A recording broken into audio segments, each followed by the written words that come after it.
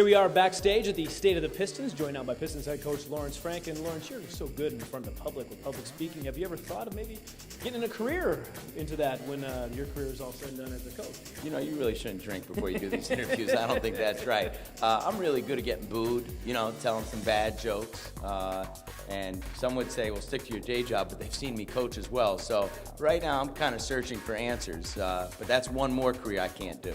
Talk about your team here for a second. The awful start, you finished 21-21. What's the biggest thing in your mind you take away from this past season? Well, I think we established a foundation of where our culture is. We're at the basement level. It's a long ways to go.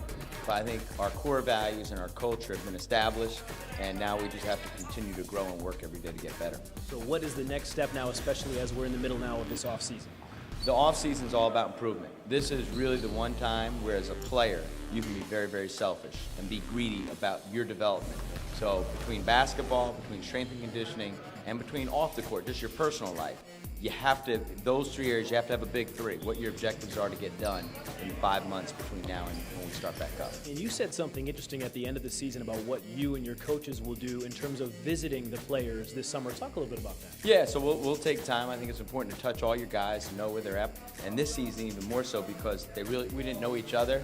So all they get is, a guy who's, in their phase, pushing them, and there's really no connection initially. So the off-season's always been critical, especially on their turf where they're more comfortable, go in their homes, get a bite to eat, talk about the season, but more talk about life, working on their skills in the gym. But for me, it's an opportunity really to connect with our guys. Thanks for being with us. Look forward to seeing you soon. Without doubt. Thanks for showing up. All right, no problem.